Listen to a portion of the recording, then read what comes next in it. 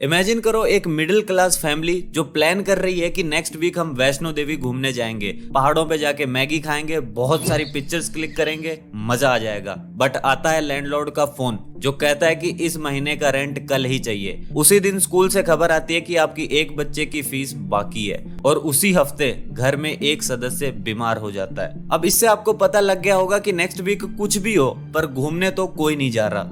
ये स्टोरी मेरी कोई इमेजिनेशन नहीं है बल्कि इंडिया की ज्यादातर फैमिलीज की रियलिटी है।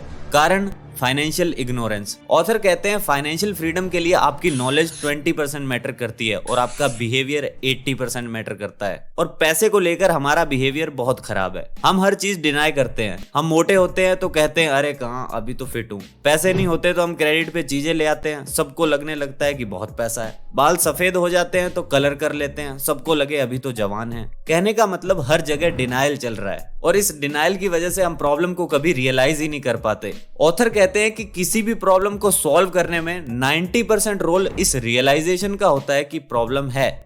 तो दोस्तों आज की इस वीडियो में हम डेव रामसे की इस book the total money makeover से ये रियलाइज करेंगे कि वो कौन सी प्रॉब्लम्स है जो मिडिल क्लास आदमी फेस करता है और कैसे उन प्रॉब्लम्स को सॉल्व करके फाइनेंशियल फ्रीडम तक पहुंचा जा सकता है। फर्स्ट पॉइंट है debt is not a tool. Debt यानी कर्ज एक ऐसी चीज है जिसके बिना हम सरवाइव नहीं कर सकते। घर गाड़ी तो छोड़ो, आज हम मोबाइल फोन भी बिना क्रेडिट कार्ड के नहीं ले सकते। और मजे की बात यह है कि हमें पता ही नहीं है कि हम हर चीज के लिए लोन क्यों ले रहे हैं। हम लोन ले रहे हैं क्योंकि बाकी लोग भी यही कर रहे हैं। ये सिर्फ एक भेड़ चाल है। इसे स्टोरी से समझते हैं। बहुत टाइम पहले बंदरों पर एक स्टडी हुई। उन्होंने कुछ बंदरों को इकट्ठा किया और एक रूम में लॉक कर दिया। उस रूम के सेंटर में एक पोल था जिस पर कुछ केले रखे हुए थे। अब जैसे ही कोई बंदर पोल पर चढ़ने की कोशिश करता तो वो लोग बहुत तेज पानी चला देते थे और जिसके फ्लो की वजह से बंदर नीचे गिर जाते थे। सभी बंदरों ने पूरे दिन कोशिश की पोल पर चढ़ने की पर कोई नहीं पहुंच पाया। फिर उन सभी बंदरों ने ऊपर चढ़ने की उम्मीद ही छोड़ दी थी। ना सिर्फ उम्मीद छोड़ी बल्कि अगर कोई और बंदर भी ऊपर चढ़ने की कोशिश करता तो उसे भी पकड़ के नीचे खींच लेते। अब ऐसे में उस रूम में एक नए बंदर को डाल दिया। नया बेचारा वहां के रूल्स से अनजान था। उसने आव देखा ना ताव पोल पर चढ़ने लगा तो बाकी बंदरों ने उसे पकड़ के नीचे फेंक दिया। बोले आराम से नीचे बैठ जाओ वरना अभी ठीक कर देंगे तुम्हें। बंदर बेचारा दुबक के आराम से बैठ गया नीचे। फिर एक एक करके सभी बंदरों को रिप्लेस कर दिया। सारे नए बंदर आ गए। यानी अब रूम में एक भी बंदर ऐसा नहीं था जिसे ये पता हो कि ऊपर क्यों नहीं चढ़ना है। फिर भी नए बंदरों के बीच भी ये सिलसिला चलता ही रहा। ये तो थी बंदरों की बात, बट इंसानों के केस में भी ऐसा ही है। बंदर तो फिर शायद चढ़ना चालू कर दें पर इंसानों से तो इतनी उम्मीद भी नहीं की जा सकती। कहने का मतलब ये है कि हमें एटलीस्ट पता होना चाहिए कि हर जगह लोन नहीं लेना है। कभी हम पीयर प्रेशर की वजह से डेट ले रहे हैं तो कभी हमारी एक्सपेक्टेशंस की वजह से और कभी हमें स्टैंडर्ड ऑफ लिविंग के लिए लोन लेना पड़ रहा है। यानी हम फालतू चीजों पर पैसा लगा के अपने फाइनेंसेस डिस्ट्रॉय कर रहे हैं ताकि लोगों में रिस्पेक्ट बढ़ जाए। तो सबसे पहली बात तो यह है कि डेट क्यों ले रहे हैं इसके बारे में अवेयरनेस होनी चाहिए। सेकंड पॉइंट है सेव $1000 फास्ट। हम सबको पता है कि एक दिन में अमीर कोई नहीं बन सकता, इसीलिए ऑथर फाइनेंशियल फ्रीडम के कुछ बेबी स्टेप्स बताते हैं। और पहला बेबी स्टेप यह है कि सेव $1000 यानी लगभग 82,000 रुपए आपके इमरजेंसी फंड में होने चाहिए। क्यों? क्योंकि जैसे अचानक बारिश होने पर आपको छतरी की जरूरत पड़ती है, उसी तरह अगर अचानक कोई बीमार हो जाता है, गाड़ी खराब हो जाती है या आपकी जॉब चली जाती है तो उस वक्त ये इमरजेंसी फंड काम आएगा। यानी इस फंड को आपको ज़ारा से शॉपिंग और गोवा की वेकेशन पर खर्च नहीं करना है। ये सिर्फ इमरजेंसी के लिए है।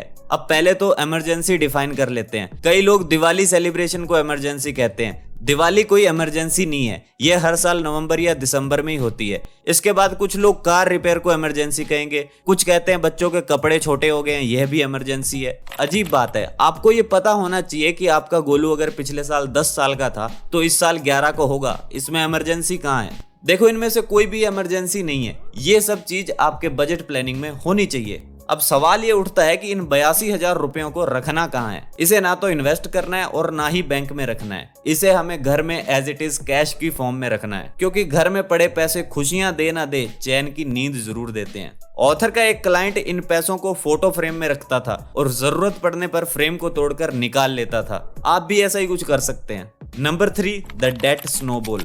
ऑथर कहते हैं जो भी लोग मिलेनियर्स बने हैं वो सभी लोग डेट फ्री लाइफ जीते हैं, यानी बड़े बड़े घर, गाड़ियां, सूट्स, वॉचेस, इन सब के बावजूद उन पर कोई कर्ज नहीं होता। उन्हें पता है कि अगर फाइनेंशियली फिट होना है तो कर्ज से मुक्त होना पड़ेगा। इसीलिए ऑथर बताते हैं कि सबसे पहले तो हमें अपने सारे डेट्स क्लियर करने हैं। तो उसके लिए आपको अपने डेट्स को असेंडिंग ऑर्डर में लिखना है, यानी पहले छोटे मोटे लोन्स या किसी रिलेटिव्स के अगर पैसे लिए हुए हैं तो उन सबको एक एक करके क्लियर करना है, फिर बड़े लोन्स खत्म करने हैं। अब आप में से कुछ लोग सोचेंगे कि पहले छोटे कर्जे क्यों देने हैं। वो इसलिए क्योंकि छोटे लोन्स क्लियर करके एक सेंस ऑफ अचीवमेंट मिलेगा और प्लान पर टिके रहने के लिए ये सेंस ऑफ अचीवमेंट बहुत जरूरी है। ये बिल्कुल ऐसा ही है कि अगर एक मोटा इंसान अच्छी डाइट ले और उसका वेट कम हो जाए तो फिर वो उस डाइट से स्टिक हो जाएगा। यही चीज फाइनेंस में भी अप्लाई होती है, यानी ये आपके बिहेवियर में एक शिफ्ट लाएगा। और जैसे कि मैंने आपको बताया कि finances is more about behaviour and less about knowledge, मतलब आपको ये लगना बहुत जरूरी है कि कर्जा कम हो रहा है।